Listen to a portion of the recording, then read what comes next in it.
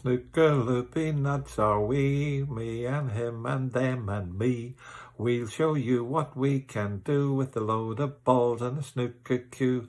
Pot the red, then screw back for the yellow, green, brown, blue, pink and black.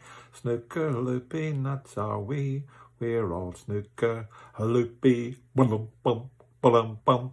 Hello and welcome to the Snooker Loopy podcast. My name is comedian Tom Mayhew and I'm here with my very, very good friend. It's Joe Bullrun Hannard. Good evening, everybody. Good evening, Hazel, and good evening, the comedian Tom Mayhew. That's your name, apparently. Apparently. According to yourself. My name is comedian Tom Mayhew, so we'll have to just call you comedian from now on. No, let's not. Is this your subtle way of saying I should re-record this, Joe? I can't believe... No, no, you've got to keep that in. You keep in all of my bloopers, so yep. We need to keep your bloopers in. I can't believe 10 seconds into the podcast and Joe is effectively heckling me. This is unbelievable. Well, you must be used to it now. I am. How are you doing, mate? Are you... I'm all right. I'm good. It's been quite the switch off from snooker, actually. I haven't played in a few weeks. I haven't even thought about snooker for a little while, although I did play Halborn. You'll remember Halborn. I will remember Halborn from the virtual Snooker World Championships. Yes, he invited me on to his Legends of Snooker 19 series. So... yeah, I played 3 frames with him, and so that's all I've thought about snooker recently. I did suggest yourself, so you might be getting a little email from... I've not heard a thing, so clearly I'm not a legend of Snooker 19, Joe. Well, you are a legend for that black. you are forever a legend for that black. Yeah, so. I feel like I'm a legend in the same way that Detruat Poomjang is a legend of the World Championship. I think that's a fair, Which, frankly, representation I'm of delighted you. with that. I'm absolutely delighted. delighted. Of course. The first thing the listeners will be wondering, Joe, because you said, do you remember what you said in the last podcast? I said a lot of things, probably. You did, and I edited most of the controversial stuff out for you. Yes, good. I've still got a job, so you must have got rid of most of it. But you did say that if you scored a century, you would enter Q School next year. Now, how did you do at the snooker club? I think I made about 42, I think, so Ooh. Not far away. 42% of a century. But that was, funnily enough, the last time that I played, that was the best I've played since I've been practicing. So, and then all of a sudden I've not played for 2 weeks, so it's probably all gone down the Swanee now, but, it is what it is. 42 is not bad. It's 42. nothing to be It's not bad. At, I mean, it's amazing, because my high break's 67, which people always go, that's pretty good, that. And I'm like, is it? But then I see so many people online, in the snooker community saying their high break is like 21. So, it makes me feel a bit better about myself, I suppose. But 67, that break would win you probably, about 90% of frames where you make that break, you're going to win. Yeah. It's very rare that you'd make a 67, you'd miss, and then they'd clear up the rest. So I think that's a match-winning frame. Unless you're playing John Higgins. Yes. Yeah, but just make sure you don't draw him at Q School next year, Joe. Yeah, well, I mean, it could happen. John's not had the greatest season, so if he has another bad one, it could be Hannard versus Higgins, first round of Q School. Imagine if John Higgins has to go to Q School. Imagine if he doesn't get a wild card. Imagine the uproar. Yeah, they just go, actually, but then they'd say, oh, well, he's a cheat anyway, so... That's true. Well, should... that's an early question for you, Joe. Should the likes of Bing Tao and Jing Tong get a wild card after their ban is over? Oh, absolutely not. Absolutely not. And I don't know, this hasn't really been publicised too much, but... obviously, their initial bans were publicised, and I was very disappointed that none of them had to play blindfolded or left-handed for a season. They didn't. They clearly didn't watch our podcast, Tom. Clearly, they need to up their game. They didn't have to play in a rubbish bin. However, after their initial bans, the bans were then extended by the Chinese authorities. Oh, so, really? Yeah, so I think Bing Tao's now 7 years banned. What, officially? Yeah, I think so. And I think Xing Tong was possibly 2025. I have not. I mean, that's crazy because I hadn't seen this. Yeah, I just was scrolling on BBC at some point. It was on the 21st of June, and it says 5 players have bans increased by a Chinese governing body. So former Masters champion Bing Tao and ex-champion Xing Tong are among those handed harsher punishments by the Chinese Billiards and Snooker Association. Bing Tao will be prevented from returning to the World Snooker Tour for 7.5 years, despite initially receiving a 5-year ban. Xing Tong is suspended until July 25. So, oh wow! And Lu Ning's has gone to 8 years. Bai Langning is 4 years now, and Zhang Kang is 4 years and 5 months. So those were the 5 that got more bans, if you like. Obviously, Wenbo and... They can't ban Wenbo for life and a half, I suppose. Well, it depends if it's a lifetime sentence in the meaning of life or as in the UK judicial system, which usually means about 17 years. So, which as far as I'm aware, Tom, life expectancy has been above 17 years for around about the last 4,500 years, possibly. So, I think it's about time we reformed that law. We're getting into politics now, Tom. See, this is going to be for the Labour Loopy podcast in the run-up to the 2024 general election. Yeah, we will do that. We will do that, Joe. We'll analyse which of the players are very left-wing and very right-wing. I'm sure we could come up with a fair few. And Plaid Cymru would, of course, be led by Mark J. Williams. I mean, who would you want to be Prime Minister out of any snooker player? Out of any snooker, probably Dominic Dale.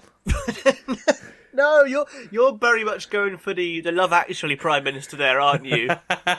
Like all singing, all dancing. Well, yeah, I suppose somebody like Sean Murphy talks a lot of, rubbish, doesn't he? He's got skeletons in the closet, mate. Well, exactly. That's a prerequisite of being a Prime Minister. Come on. So now Sean Murphy is the Boris Johnson of snooker. There we go. And also, I'd like to hear more about these skeletons in the closet that you seem to know about, Sean Murphy. Well, there was a story which I believe is on Wikipedia, so I'm allowed to say it. That he was in about like 2007 or 8 or something. He was married at the time. And he was reported in the tabloid press that he shared a bedroom with a sex worker who he met at a Christian camp. Yes, I thought you were going to tell me the story about where he shared a bed with Margaret Thatcher, but but that must be on a different page. He kept suggesting positions, and she kept saying the lady's not for turning. It just didn't work. So dearie me. Right? Yes. No, I did actually know that. I did know that. Presumably, he got her into bed by going, "I'm going to show you the real magician," and she was like, "Oh, this must be where the magic happens." Okay. This is where the magic happens. The things that happen on a 12x6. But his defence at the time was awful, because I think his agent said they did share a bedroom, but they didn't have intercourse. Oh, well, there you go. Well, perhaps it was just an intimate coaching session. Let's just give him the benefit of the doubt that they, she went there with the intention of learning, which one to go for. You either go for the tricky brown or the easy pink. I've never felt so much like I was co-hosting with Jim Davidson. Yes. Yeah. So there you go, Tom. Yeah. There you go. And, and perhaps in this room, he had the Steve Davis bedding set, the Matchroom bedding set. Can you? I mean, what woman could resist? Can you get your breath, Tom? I can't. No. I mean, what man could resist? What earthly being could resist Sean Murphy and that bedding set? Well, exactly. So you can see how it happened. I'm sure he'd film it and then commentate over it afterwards. Oh, God. Yeah. Commentate on himself, yeah. There's another one for you, Tom, with for your snooker shorts. Yeah, if I want my YouTube channel banned, I will... Well, perhaps you'll have to go for a snooker shorts OnlyFans. Featuring the magician Sean Murphy and Bingham's Hot Tubs. 1 subscriber, it's Sean himself. Yeah. Yeah, free subscription. Well, that's us never getting on Sean Murphy's podcast. Yeah, yeah. To be fair, I started this by saying I am happy to give Sean the benefit of the doubt.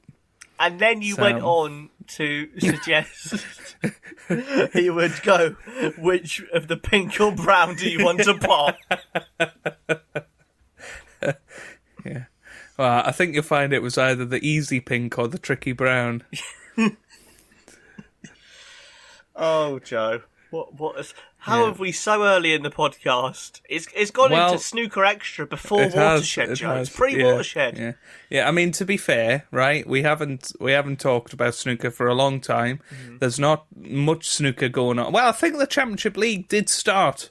Did it start today? Yes, technically the season has started today. Technically. There you go. When we record this, although Tom will take about 5 weeks to edit this, so it might be out in time for the UK Championship. I don't know. I am going to edit it so quickly now, just to spite you. It's going to be released the 27th of June, and you're going to look stupid, Joe. How do you like that? Well, yes, but the viewers don't necessarily know that that's tomorrow. We could have recorded this in May. And in May, you said although to be fair, the Championship League had started. Yeah, that's true. And I also talked about the 21st of June, so... Unless you're some sort of snooker Doctor Who, Joe. Yeah, I've not been called that, I'm afraid. Been called many a thing, not that, though. He does play with an incredibly hard tip, Mark Williams. It's harder than any I've ever seen. You can hear it when he strikes the cue ball. It sounds hard. I'm sure that the fans, the true fans, are dying to find out how our Q School predictions got on. Yes, this is the big pre-season snooker competition that everyone was talking about.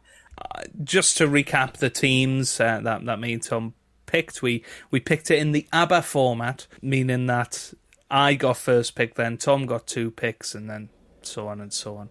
So I had Ronnie Sullivan, of course, Dean Reynolds, Michael Holt, Eden Sharav, Andrew Higginson, Bayou Liu, Peter Lines, and Vladislav Gradinari.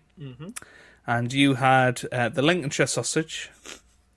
You had Andy Neck, Robin Hull, Alexander Erzenbacher, Liam Davis, Jason Tart,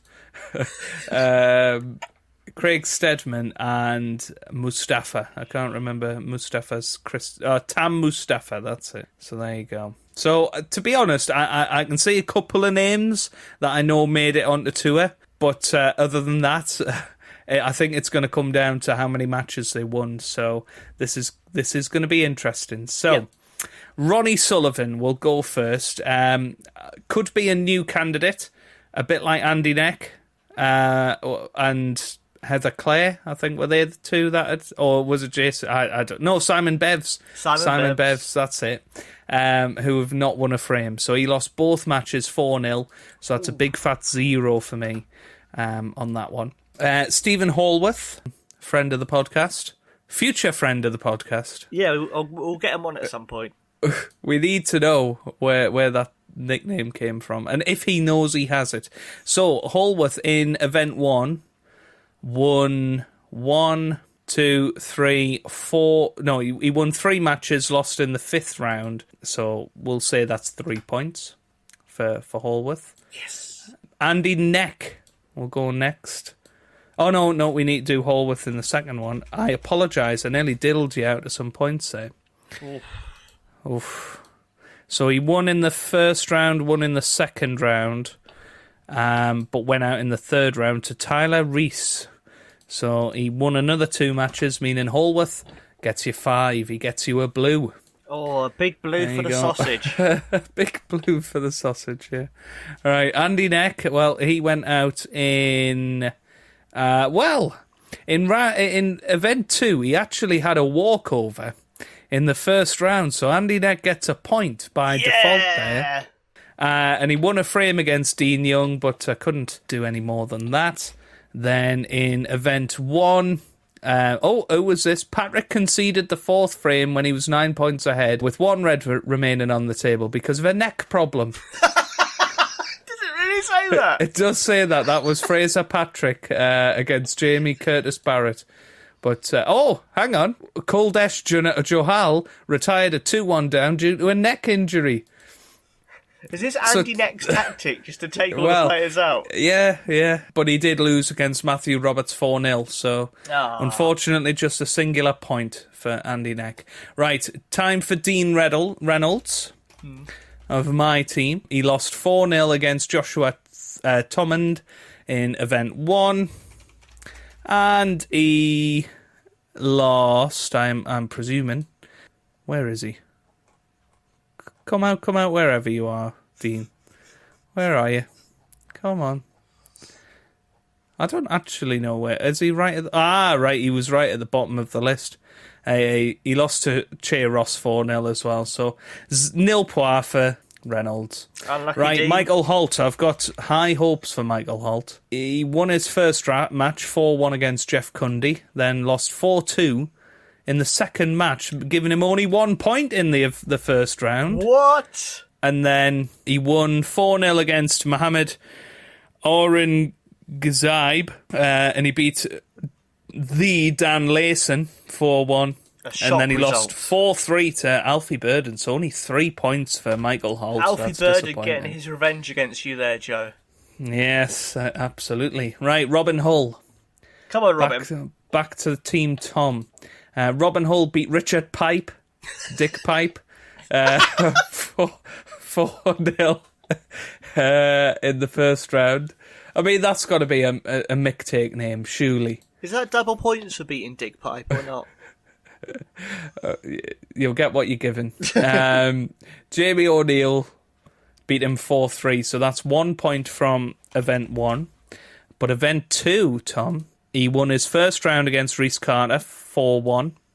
He won his second round against Gerard Green, 4-0. Wow. Then he beat Eden Sharav, 4-2, which, spoiler alert for my one later on. He then beat Anthony Kowalski, 4-1. He's playing well. Before losing 4-3 to Rory McLeod in round 5 there. Oh, so tough, Robin tough Hull, opponent, Rory. Robin Hull comes out with 5 points. Another 5-pointer for you, Tom. Oh, I'm feeling good.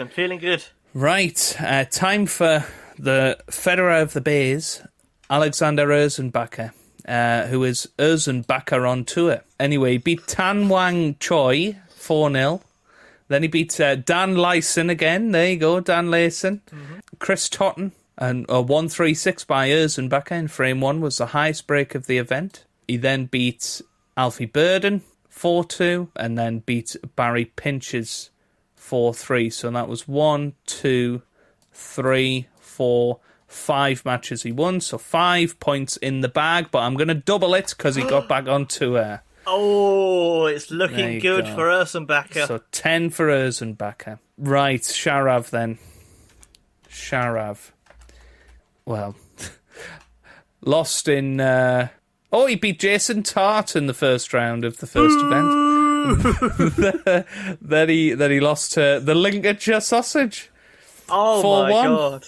The Hannard Mayhew rivalry at Q School really heating up here. I just can't believe... Eden Sharav lost to Robin Hull, but beat Anthony Wall. Yeah. Right. So 2 points for him. Honestly, Tom, you are absolutely thrashing me at the moment. Although Andrew Higginson, could be one for me. Mm-hmm. Potentially. He beat Labib Ahmed 4-0. He beat Billy Castle 4-3. He beat Hayden Stanaland 4-1. He then beat Fergal Quinn 4-1.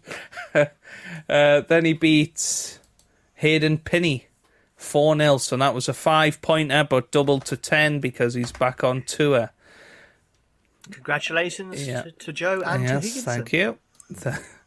That's one correct Right, prediction Liam each, Davis there, now. So, this is a problem because there's Alfie Davis as well. Right. So, in Event 2, Liam Davis won one match.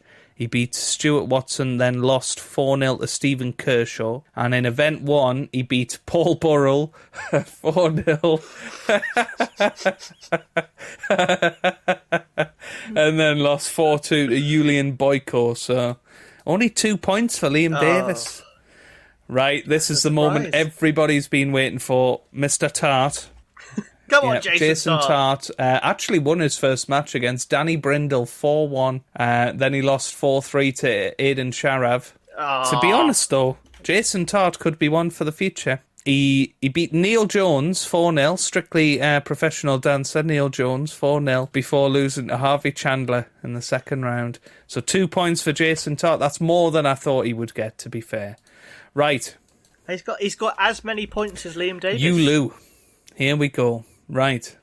No, you, Lou. I lose. Yeah. I think you lose. Right. Bail Yulu beat Mohammed Aurangzeb 4-3 and then went out to Craig Steadman 4-3. So Yulu 1 point from that. Very, very respectable. Yeah, though. Absolutely. Then in the second event, she beat Zach Koska 4-1. Then had a walkover versus Andrew Paget.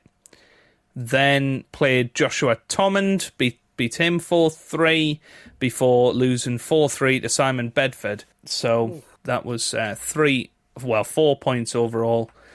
We should say that's definitely, from what I remember, the best ever performance by a female player in Q School. So definitely for a newcomer, very, very good.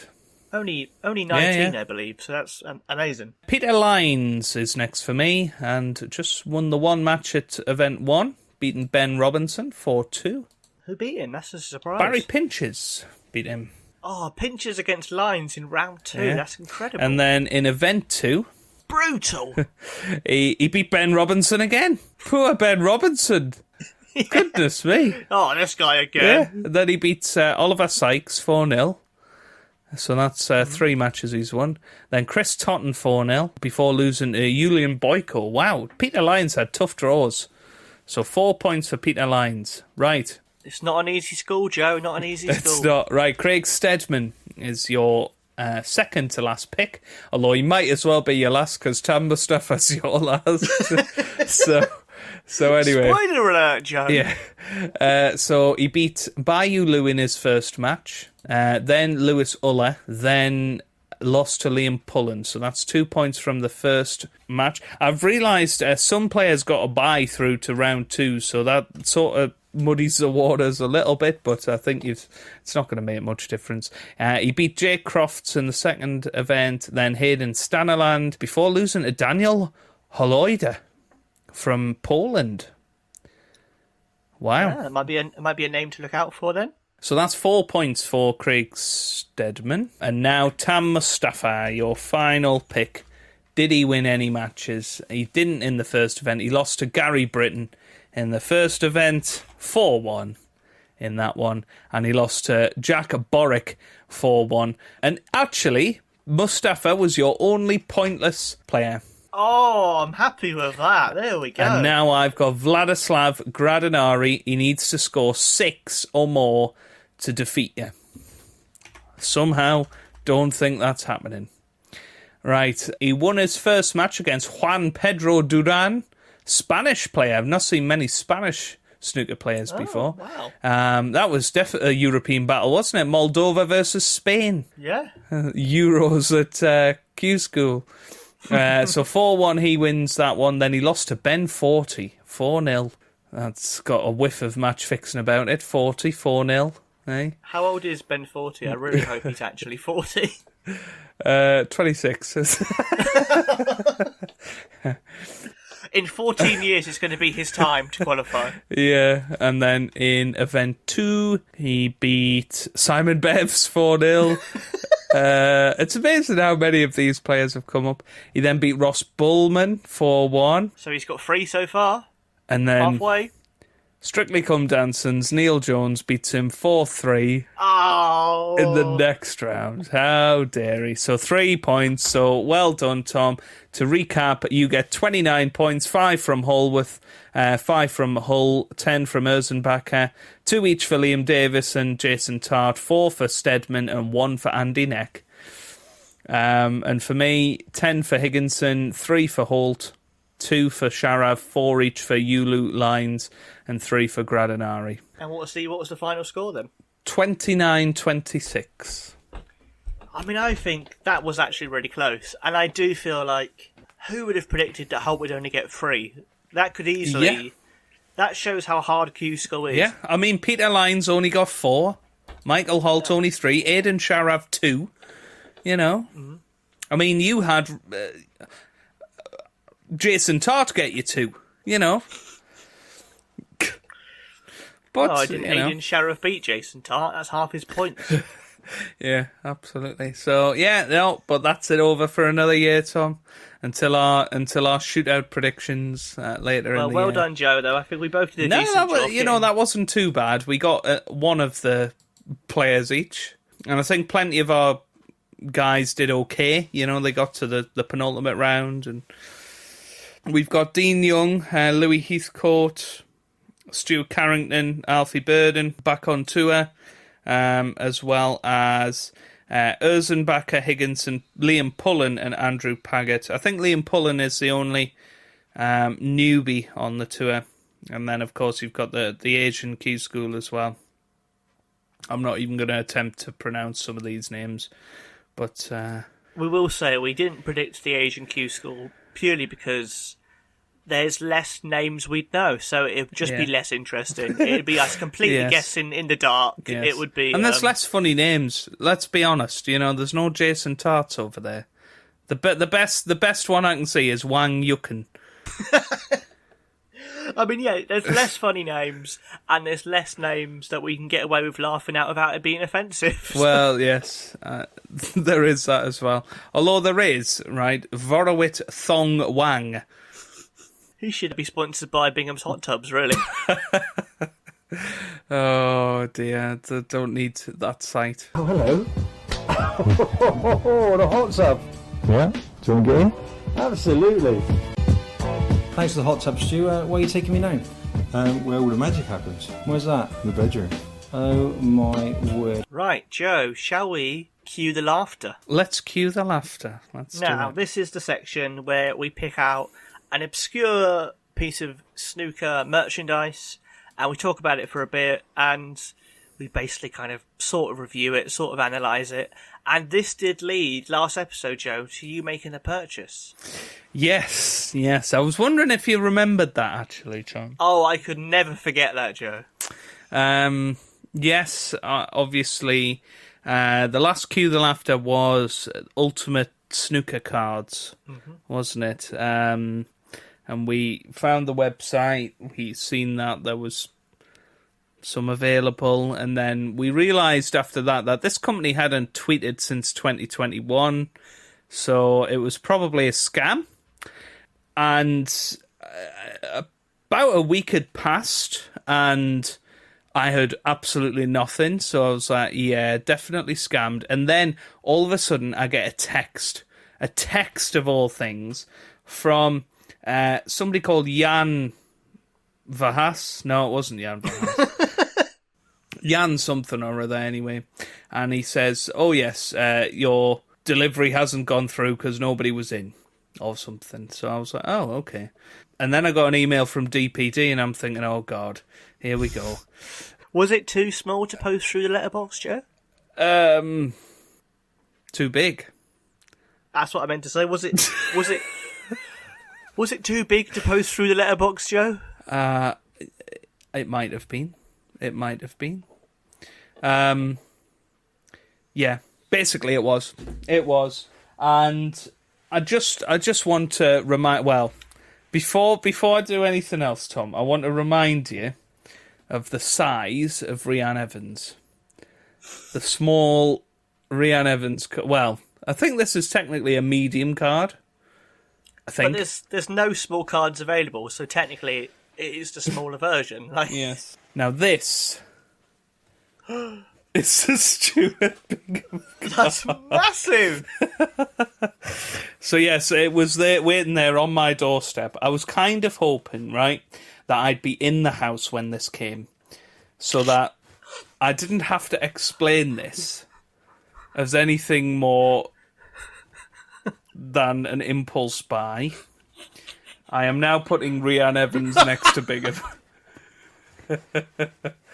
So... But we'll put this as the thumbnail, I think, of your giant Bingham. It is my giant Bingham. It is impressive, I'll say that. Oh, thank you. I do often get compliments on my giant Bingham. Where are you gonna where are you going to display your giant bull run? Well, I do have a plan, actually. It is going to go behind me. You see where that Simpsons thing is?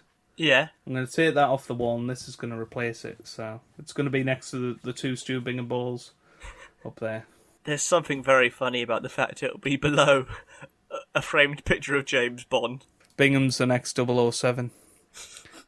I would watch that. That is huge. They weren't joking when they said it was large, were they? Well, extra large, actually, Tom. You know. Sorry, I didn't mean to offend Bingham there.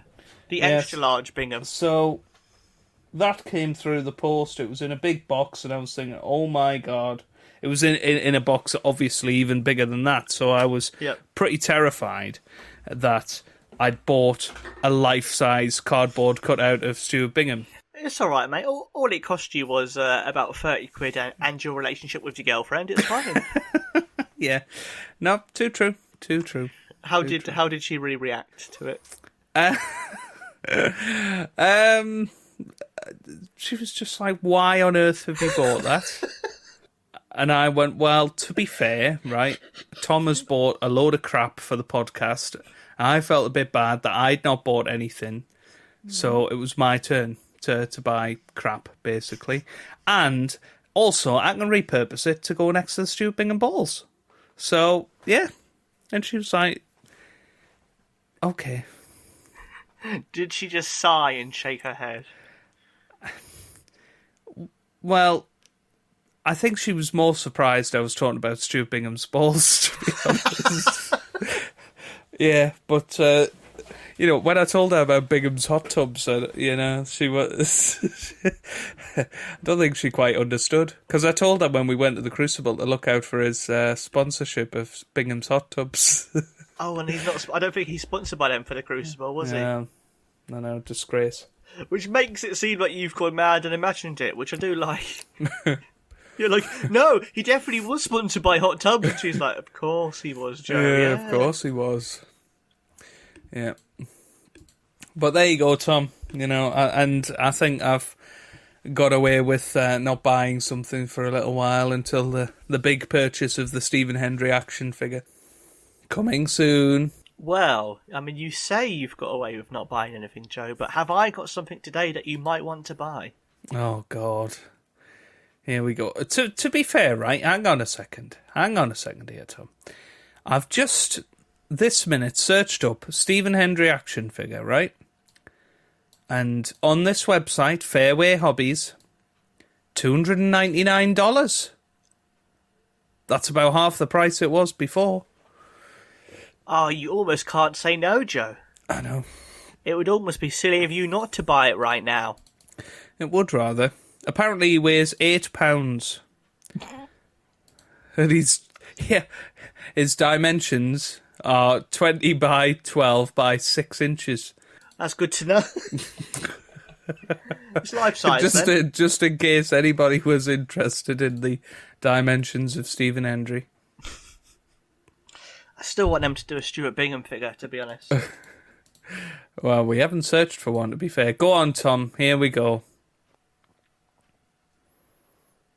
What do you want? What? You were telling me something I was going to buy. Oh no, sorry. I thought you. You thought I'd found a Stuart Bingham action figure. I was so excited. But what I have found, Joe, on eBay, these are not official pieces of merchandise. These are. I have found 4 drawings that someone has done of snooker players. Whoa! Wow. And a bit of a fun game, Joe. Mm. You have to try and guess who each one is. Oh God. I don't think. I'm going to predict you'll get 3 out of 4. That's what I think. Okay. And for the listeners at home, I will do a separate video later in the week so you can see these photos and try and guess along with Joe. Let's start with... I'll start with the easiest one, Joe, because you'll get this one probably within about a millisecond.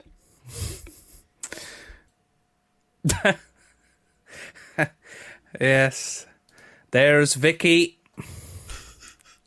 No. No, very good. Very good. Incorrect, Joe. It's not Vicky. You have got 0 out of 4 so far. Oh dear. Oh dear. But that's clearly Mr. The Bulldog Dennis Taylor DT himself, yeah. Yeah. Okay, so the next one I'm going to send you, Joe.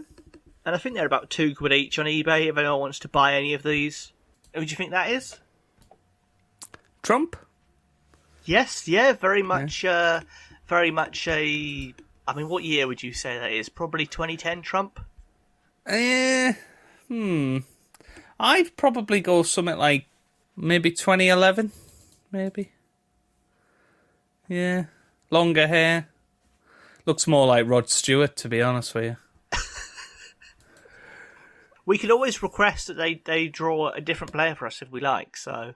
Oh. Because this person did have 147 in their eBay username, so we could always see if they'll do another player. But who do you think the third one is?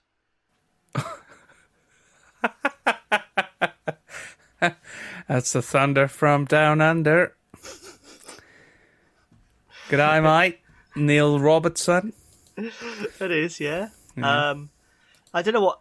I mean, his lips look a bit funny to me. I don't know what he's done there, but... It was his eyes that got me. It looks like he's been having a night out with Alex Higgins. Yeah, I think he's still drunk in that picture, probably. Oh, dear. And this is the final one, Joe.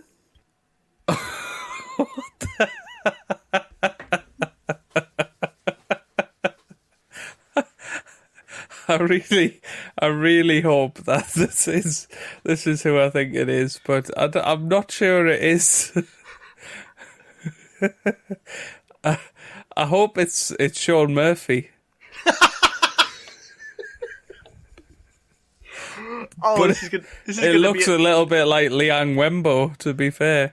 It's not Sean Murphy. It is Liang Wenbo. Yeah. So in Joe's mind, it's some sort of love child between the two.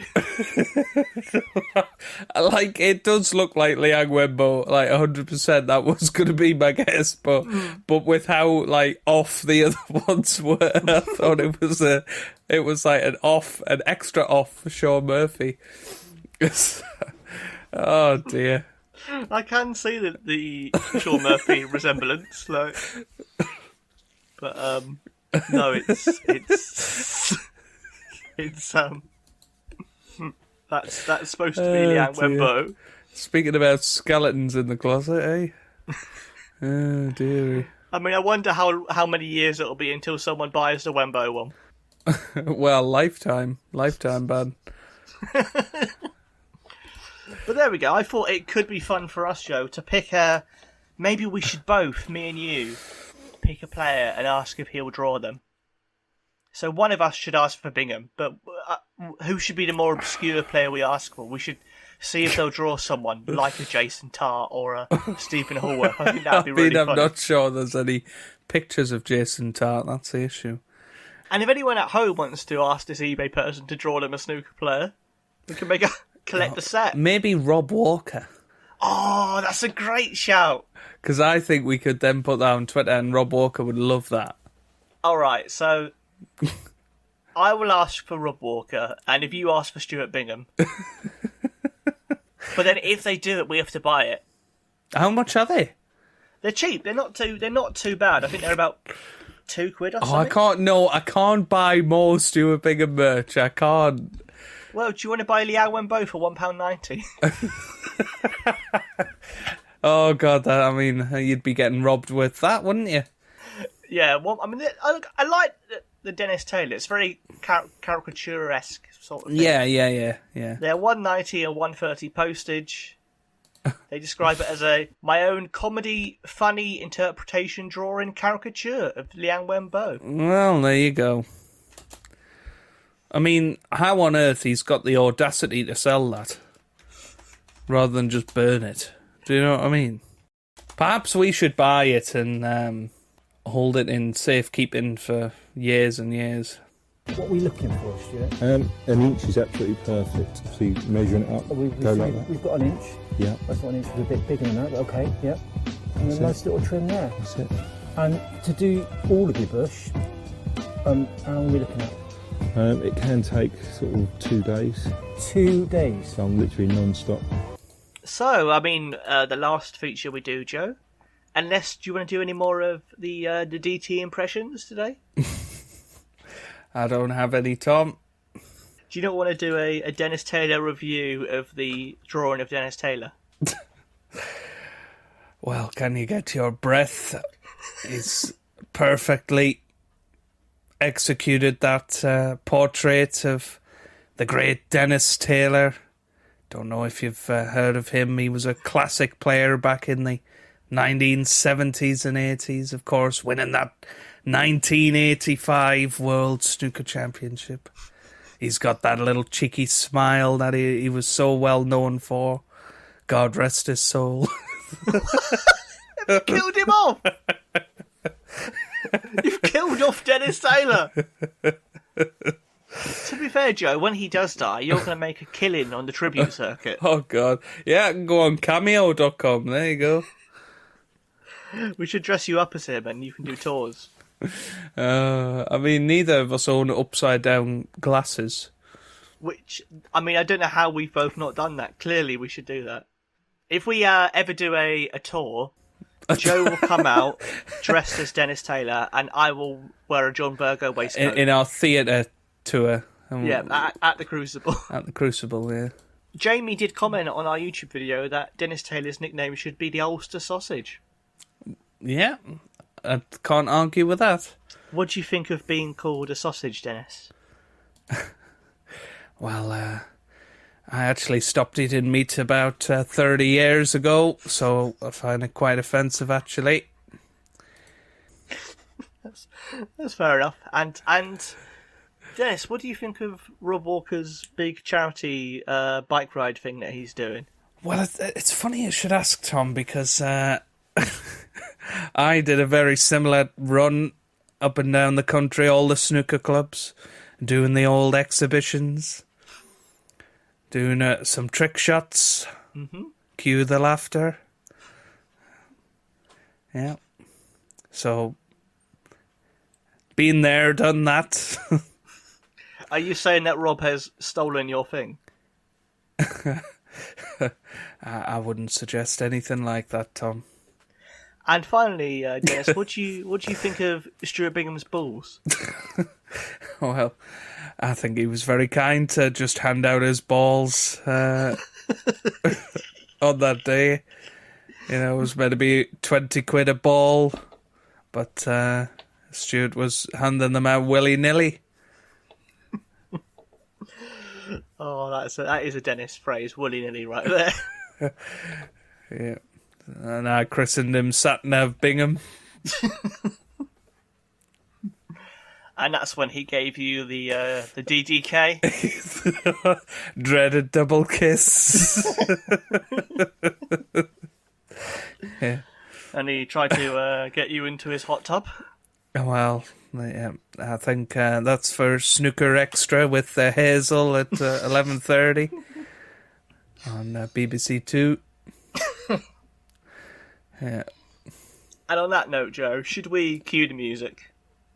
Yes, let's. I like how for a second you weren't sure whether to be Joe or Dennis. Well, I was reading a spicy question from Snooker Mentalist in the comments about, does Tom gig up north, as I think he is funny, but together one is funny, but the other one is funnier, right? Okay. But t'other one is funnier. There you go. Thanks, Snooker Mentalist. I don't know who you're talking about. Dennis, Graham Dott. Well, basically, Joe, I think what he's saying is he wants you to do a gig up north. That's what I'm getting from that. He wants me to do a gig up north. Yeah. Yes.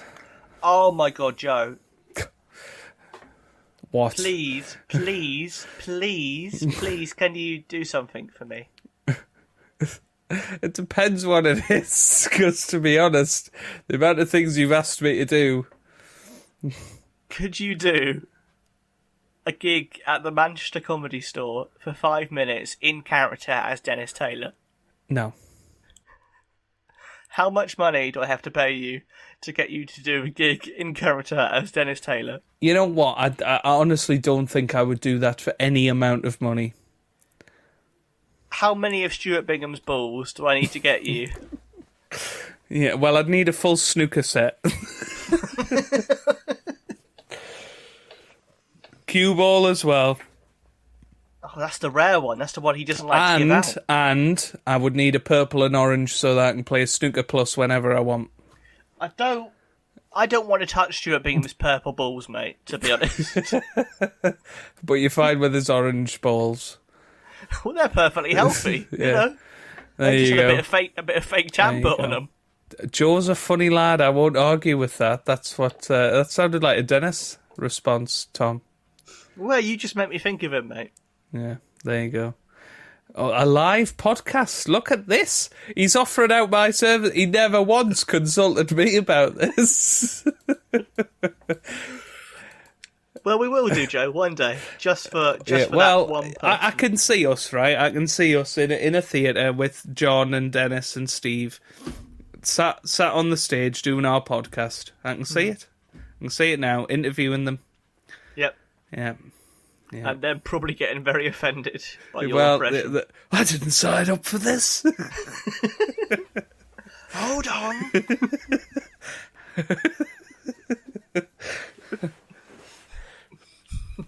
I haven't been this insulted since Big Breaks cancellation. Well, you are the modern day Jim Davison, Joe. We've decided this. Yes. Yeah. Cue the music, Joe. Now, have I got a song for you? Yes, I do have a song for you. That's the point. Thanks, Tom. So, Joe, what is your opinion of rap music? Oh, God. If it's anything other than Peter Devlin, I'll be disappointed. It is Peter Devlin. Don't worry. Don't worry.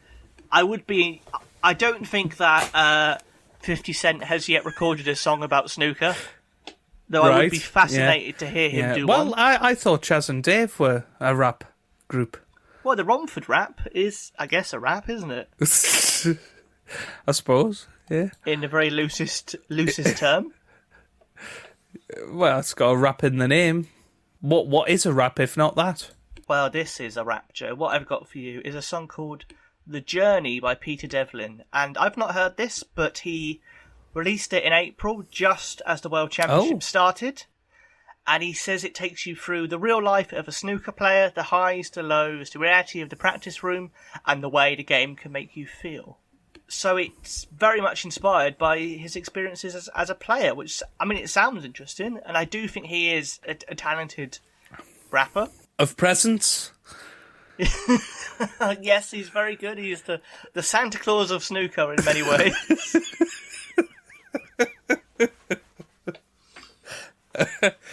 So we've had Rob Walker coming down the chimney. now we've got his elf Peter Devlin, chief rapper. He would be a good elf, Peter Devlin, wouldn't he? Sorry, Peter. I mean, out of everybody that could possibly listen to this podcast, I feel like Peter Devlin is fairly high up the probability of that. So, well, I would very happily chat to him on the podcast. Or from YouTuber to YouTuber. All I'm saying, Joe, is that if our song "Where's the Cue Ball Going," if there's a mix that has a rap section, then he should do it. We have to. You need to stop signing people up for it before you've even spoken to them, Tom. I just want to make dreams come true, Joe. That's all I want to do. Oh, it's getting very Walt Disney now. But this song's only got 400 views, which feels... I mean, I've not heard it yet.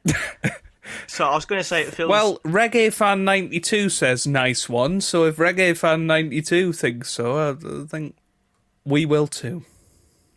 Are you ready to have a listen? I'm ready. Okay, let's do this. Cause it's a single player sport and you're the only one who understands hurt and disappointment. Nah, this ain't the life I planned, cause that's the side of players and the game that gets hidden. But I'm fighting through it all and my story's being written. Wake up in the morning with a dream in my mind, got a sparkle in my eye, and I know that it's my time. Cause I'm putting in the work, all the blood, sweat and tears, and I'm fighting through my doubts, all my troubles and my fears. And when I get to the top, I can look back at my game, shout it out and be proud, glancing back from where I came. But for now, give it everything, live with no regrets, keep your eyes looking forward, because the journey lies ahead. The journey lies ahead. I want to know who the guy is that was in the background of some of his shots. It was like the ghost of Obi-Wan Kenobi, just watching over him. Feel free to comment and ask him, Joe. Yeah, what did you think of the journey, Joe? Oh yeah, you know what? It got me thinking about Peter Devlin, and isn't he the sort of cool running story of snooker? Like, and what I mean by that. That is a sentence that has never been said before. You know, he was... Because I'd heard about Peter Devlin before he got on tour. And I'd heard about his rapping and some sort of content creator, I guess, ish. And gets himself on tour. I guess it's like the real normal person to playing on the tour for a couple of years idea. That I really get that feeling about Peter Devlin, and I guess they're all just normal people that get on tour. But I don't know if it might just be me, but I feel that with Peter Devlin, and I don't know. I thought that was good, although it was completely copyrighted music. But you know, good words, and I enjoyed it. What can I say? Would you listen to that to get you pumped up before Q School? I might listen to it if I watch the video and see him crying himself to sleep. Yeah, it's not the best acting in the music video, I would say. I don't think he's... He's not as gifted as a Jimmy White and Alex Higgins. Or a Willie Thorne. Or Willie Thorne, yeah. Or Dennis, the great DT. Yeah, I mean... I was expecting more snooker from the song, Joe. Yes. I think had the video not been there, would I have known it was a snooker song? Would we have known? Would we have known, Joe? If it wasn't Peter Devlin, and if there wasn't a video, would I even know it's snooker? And that's what you have to ask with these. But then I suppose the same could be said about Peter Ebdon. That's true. That's very true. And Hazel Irvine. Yep. I mean, it was better than that song from last episode, I would say. I can't even remember what I gave that. I hope you've got a note of all these. I think you gave it a 3. Did I actually? Or was it a 2? What? Wow. There you go. I see I remember that song pretty positively. No, you hated it, Joe. You said I can't see myself listening to that again. Okay. Go on, Tom. You give your rating out of 10 first. I feel it's always me that is the pacemaker. Tell you what, I will give that a 5. There was big deliberation there. Well, because, and I think he's got other songs about snooker, and so I do think that he has got better songs about snooker that we'll cover in future, I'm sure. Well- I'm sure in future he has a song that could be an 8 or a 9. I don't think this is it about snooker. I mean, I'd heard a lot about his rapping, not heard a great deal of it, and I expected a bit more. But that's not to say it was bad. I'm going to give it a 6. I quite enjoyed it. I liked the video. The video was okay. I would give the video a 7 because it was quite nice and it had snooker stuff in it. Without the video, it's a 5 for me. Yeah. Yeah, that's our rating. So an average of 5.5 for that song. I think he'll take that. I think so, and I think he's got better. We'll do more of his songs in the future. I think. What if he hasn't? What if that's the best he's got, Tom? And we've just given that a 5.5. Well, shall we listen to another one now? Then No, that's not how this format works, Tom. I mean, technically, Joe, we could listen to any of his songs because he's a snooker player. Because we listened to Peter Devlin. We could listen to his song about Georgia from Love Island. Right. His song Subway Rap about Subway. Well, it's not quite the Romford rap, is it?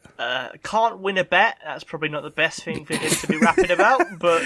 Yeah, well, I did hear that that's how they got Mark King, actually. I mean, there's plenty here, Joe. Plenty to whet the appetite. So here we are at home with Stuart and the lounge. Obviously, I was going to say, what are you doing here with the curtains drawn? But I won't. Yeah. I have realised that we need to get cameo... We need to cameo John Virgo and give him the exact same instructions that you gave Dennis and see what he reacts to that. Okay. I will do that for next episode. Oh, goodness me. Goodness me. It only seems fair. I do want to know what he'll say, so... I just think that's... Because I was thinking this when I was watching back the last episode and hearing Dennis, I was like... Imagine if John Virgo does the exact same thing, but I don't know if he will, and that'll be what's intriguing about it. I think he'd open the message and go, "Hang on, this isn't my song." Do you think he'll say that? Do you think he'll go, "No, it's not my song"? He'll go, well, back in the 80s, I was a great snooker player, and I wasn't invited into the Matchroom mob. Personally preferred the Alex Higgins one. And maybe he'll proceed to sing that. I am so happy if he says, "I prefer the Alex Higgins one." That'll blow my mind. I will get that, mate. For next episode, I'll get that. Genuinely. I'm sorry. Please apologise to everyone you know for how much money I'm making you spend on all this. Well, I think it's a labour of love, this podcast at the moment.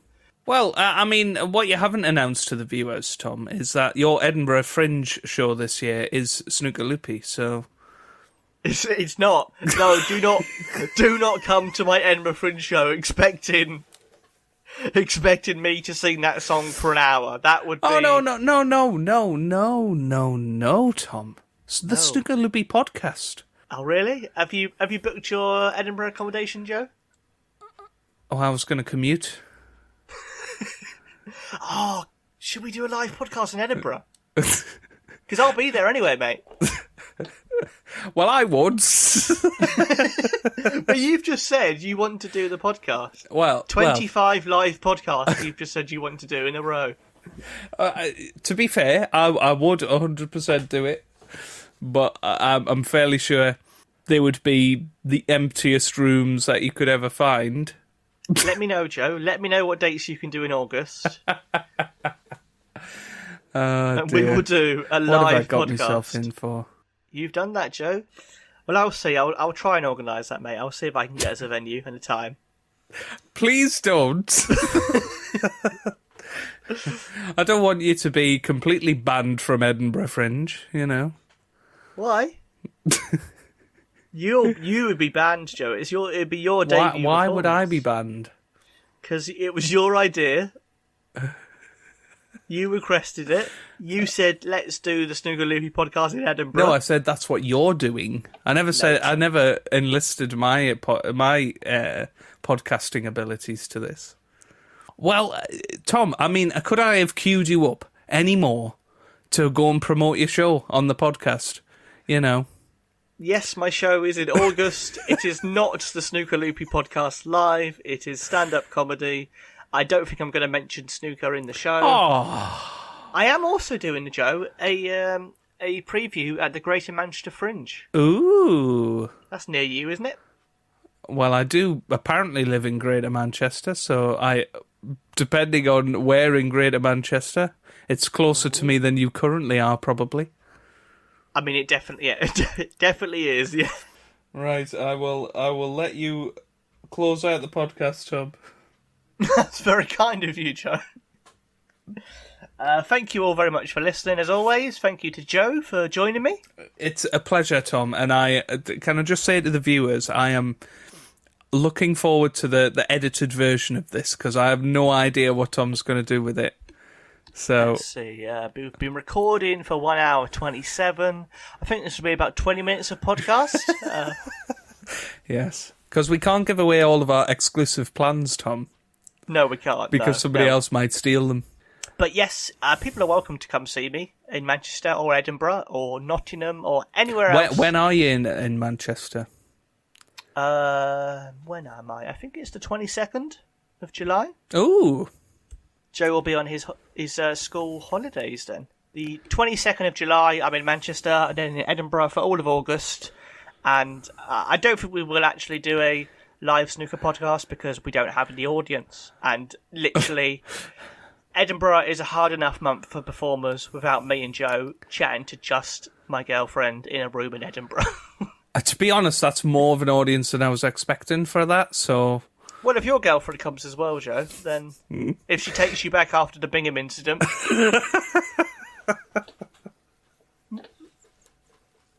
To be fair, right, if we can get in contact with all of these snooker players, we could get them on as guests for this podcast that nobody's watching. Well, maybe that's what we'll do, Joe. I think maybe that could be one of our goals for... Probably not before Edinburgh, because I'm going to be really busy, but maybe... September time, when the new season's in full flow, maybe we'll try and get a few guest chats, interviews. We could definitely get a Stephen Hallworth or a Peter Devlin. What are you trying to say? Are you saying we couldn't get Ronnie? I'm saying that Ronnie would tell us to go away in much less polite terms. But what happens if we say we'll let you promote your book? Then he would definitely come on. But he wouldn't talk about snooker. He would say, I hate snooker, I don't like it, please buy my cooking book. Yes. But yeah, thank you all very much for joining us. Let us know if there's anyone you're happy to see get back on tour, anyone you are happy that they didn't get back on tour, or anyone who you're upset they didn't get on tour. Just chat to us. Please. We need the attention. We need more people saying that I'm the funny of the two as well. We need less people saying that. Less of that, Joe. Just remember who edits this. And basically, if you think Joe is funnier, it's because I edit it that way. Yes. I just like to give Joe a bit of the limelight because I'm like, I don't want to make him look completely stupid by just making me be funny. It's just my editing. That's all it is. Well, I've got the DT impression. Tom actually does a great impression of me, and that's what it is. This whole podcast is just me talking to myself. Joe is not a real person. It's just me doing an impression. I mean, nobody's seen us in the same room together, to be fair. We've never been in the same room together. Exactly. Pleasure as always, Joe. Is there anything we want to ask people to specifically comment on or mention? Or just go and buy tickets to go and see Tom. That's all I'd say. And we'll return. I don't know when we're going to come back, Joe. When do you think? Maybe, should we do one in the middle of July? Yes, yeah. Reviewing the Championship League that neither of us have watched, and... Yeah. Right, we'll do one after that. It's a ranking tournament, Joe. Can you believe it? Well, the shootout's a ranking tournament. Do you know who was a runner-up in the Championship League last season? I think, did Luca Brissell win it? Yeah, do you know who he beat? Tom Ford. Lu Ning. Oh! So did Luca Brissell win it? Or did he not? Was he gifted it? Maybe. For more conspiracies and sleuthing, join us next time in July as we do Columbo investigates the match fixing of snooker.